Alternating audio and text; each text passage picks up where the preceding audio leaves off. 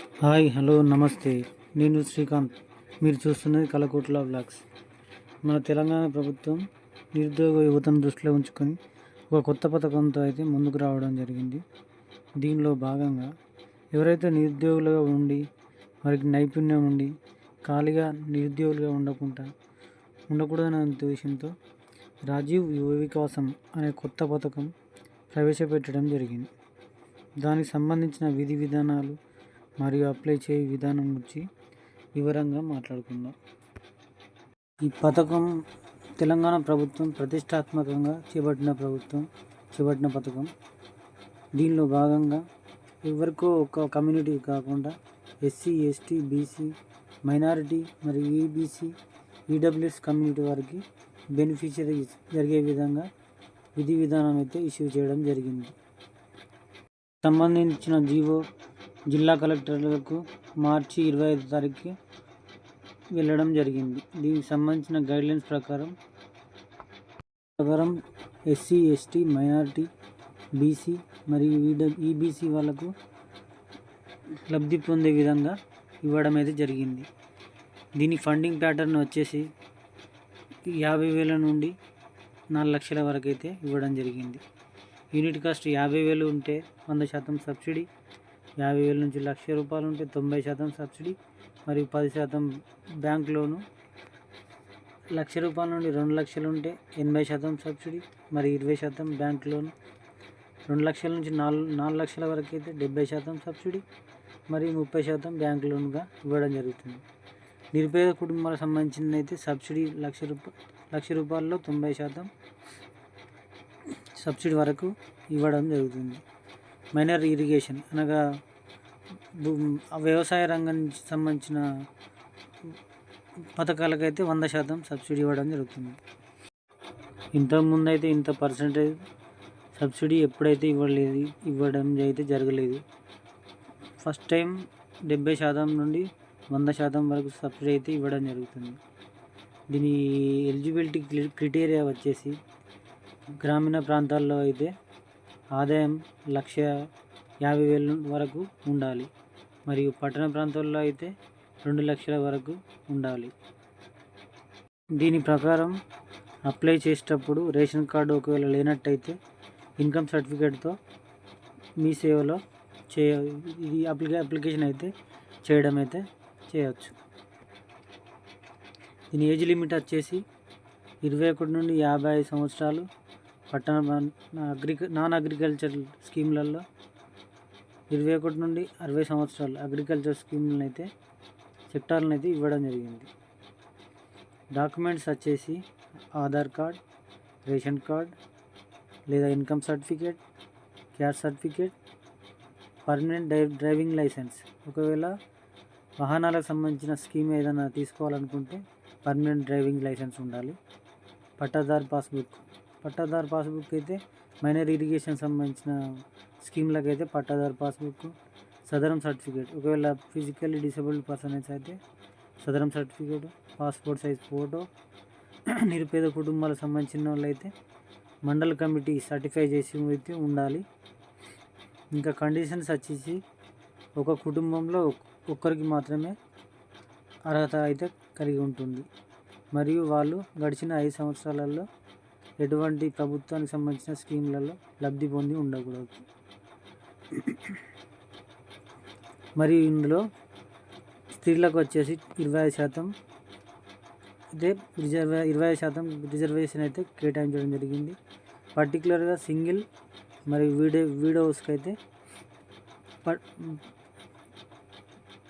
వాళ్ళకు ప్రిఫరెన్స్ అయితే ఇవ్వడం జరుగుతుంది. ఇంకా పీడబ్ల్యూ వాళ్ళకు అనగా ఫిజికల్ డిసేబుల్డ్ పర్సన్స్కు 5% చొప్పున రిజర్వేషన్ ఇవ్వడం జరిగింది. ఒకవేళ ఎవరైనా తెలంగాణ ఉద్యమంలో కానీ ఎస్సీ సబ్ క్లాసిఫికేషన్ సమయంలో ఎవరైనా అమరులైన వాళ్ళకు మొదట ప్రాధాన్యంగా వాళ్ళకి ఇవ్వడం జరుగుతుంది. ఒకవేళ ఎవరైతే క్యాండిడేట్స్ స్కిల్ డెవలప్మెంట్ కలిగి సంబంధిత రంగంలో ఉంటారో వారికి కూడా ప్రాధాన్యత ఇవ్వడం జరుగుతుంది. రిజిస్ట్రేషన్ ప్రాసెస్ వచ్చేసి ఓబీఎంఎంఎస్ పోర్టల్లో ఓబిఎం రిజిస్ట్రేషన్ ప్రాసెస్ వచ్చేసి ఓబిఎంఎంఎస్ వెబ్సైట్లో సంబంధిత నెట్ సెంటర్లో కానీ మీ సేవా సెంటర్లో కానీ లేదా మొబైల్లో కానీ సంబంధిత డాక్యుమెంట్స్తో రిజిస్ట్రేషన్ ప్రాసెస్ అయితే చేయడం జరుగుతుంది. దీనికి సంబంధించిన ఆన్లైన్ అప్లికేషన్ చేసిన తర్వాత వాటికి సంబంధించిన డాక్యుమెంట్స్ ప్రింట్అవుట్ తీసుకొని వాటికి సంబంధించిన డాక్యుమెంట్స్ జత చేసి సంబంధిత ఎంపీడీఓ ఆఫీస్లో కానీ లేదా అర్బన్ ఏరియాస్ అయితే మున్సిపాలిటీ ఆఫీస్లో కానీ హ్యాండ్ ఓవర్ అయితే చేయాల్సి ఉంటుంది. సంబంధించిన లాస్ట్ డేట్ వచ్చేసి 5వ తారీఖు అయితే ఇంతకుముందు అయితే ఇవ్వడం జరిగింది. దాన్ని పొడిగిస్తూ మళ్ళీ 14వ తారీఖు వరకు అప్లై చేసుకోవచ్చు అని చెప్పి మళ్ళీ సర్క్యులర్ అయితే రిలీజ్ చేయడం జరిగింది. దీనికి సంబంధించిన వెరిఫికేషన్ మరియు స్క్రీనింగ్ అనేది బ్యాంక్ లింక్డ్ స్కీమా లేదా నాన్ బ్యాంక్ లింక్డ్ స్కీమా అనేది దాని మీద ఆధారపడి ఉంటుంది. మండల్ లెవెల్ కమిటీ మరియు డిస్ట్రిక్ట్ కలెక్టర్ మరియు ఎస్సీ ఎస్టీ బీసీ మైనారిటీకి సంబంధించిన కార్పొరేషన్ వాళ్ళు, డిఆర్డిఏ మొదలగు వాళ్ళు దీనికి సంబంధించిన స్క్రీనింగ్ అయితే వాళ్ళైతే చేయడం జరుగుతుంది. ఇందులో కలెక్టర్ అధ్యక్షతన సంబంధిత అధికారులు మరియు సంబంధిత కార్పొరేషన్ సంబంధించిన అధికారులు మరియు బ్యాంకుకు సంబంధించిన మేనేజర్లు వారి ఆధ్వర్యంలో ఇంటర్వ్యూ దానికి సంబంధించిన అయితే జరగడం జరుగుతుంది. సెలక్షన్ ప్రాసెస్ మొత్తం అయిన తర్వాత సెలెక్ట్ అయిన క్యాండిడేట్స్కు సంబంధిత రంగంలో 15 రోజుల పాటు ట్రైనింగ్ అయితే ఇవ్వడం జరుగుతుంది. దీనికి సంబంధించిన ట్రైనింగ్ సెంట్రల్ గవర్నమెంట్ కానీ లేదా స్టేట్ గవర్నమెంట్ సంబంధించిన స్కీమ్లలో ట్రైనడ్ అయిన వాళ్ళచే ఇవ్వడం జరుగుతుంది. దీనికి సంబంధించిన ముఖ్యమైన డేట్లు వచ్చేసి 6వ తారీఖు అయితే ఉండడం జరిగింది, కానీ 14వ తారీఖు అయితే పొడిగించడం జరిగింది. తర్వాత ఫైనల్ చేసి ఫైనల్ చేసిన తర్వాత 2 జూన్ మన తెలంగాణ అవతరణ దినోత్సవం రోజు శాంక్షన్ లెటర్స్ అయితే ఇవ్వడం జరుగుతుంది. 2వ తారీఖు నుండి 2 జూన్ నుండి 9 జూన్ వరకు అయితే ఇవ్వడం జరుగుతుంది. దీనికి సంబంధించిన ఈ స్కీమ్లలో పెట్టి యూనిట్స్ అనగా చిన్న తరహా పరిశ్రమలో 50,000 వరకు మినిమం అయితే 50,000, మ్యాక్సిమం కూడా 50,000 అని ఇవ్వడం జరిగింది. దీని ప్రకారం వీరికి ఎటువంటి లోన్ బ్యాంక్ ప్రొవైడ్ చేయదు.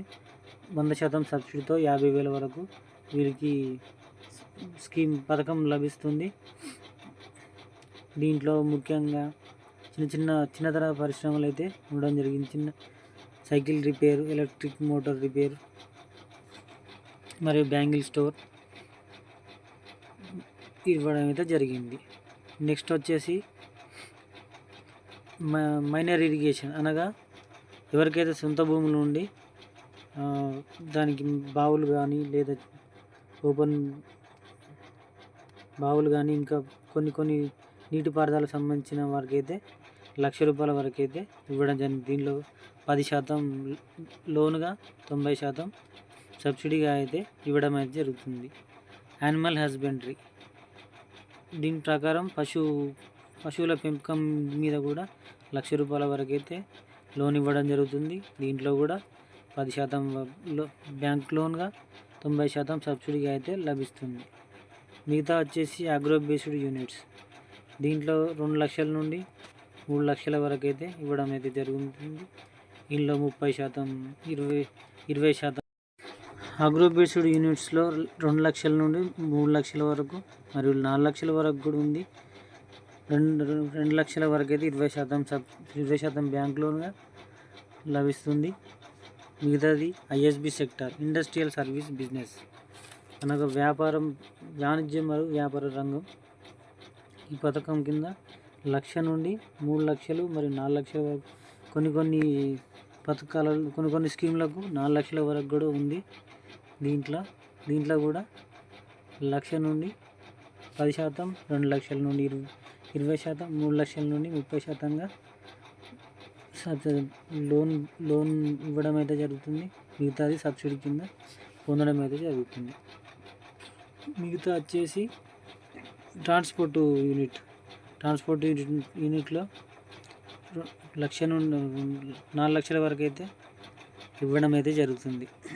దీని ప్రకారం వారికైతే కంపల్సరీ పర్మనెంట్ డ్రైవింగ్ లైసెన్స్ అనేది ఖచ్చితంగా ఉండాలి. దీని కింద 3-వీలర్ గూడ్స్ ఆటో ఎలక్ట్రికల్ కూడా ఉంది, 3-వీలర్ ప్యాసింజర్ ఆటో ఉంది, 3-వీలర్ ఎలక్ట్రికల్ ప్యాసింజర్ ఆటో ఉంది. దీనిలో 2 లక్షల నుండి 4 లక్షల వరకు అయితే లోన్ అయితే స్కీమ్లు అయితే ఉంది. దీని ప్రకారం అందరూ సద్వినియోగం చేసుకోవాలని మనం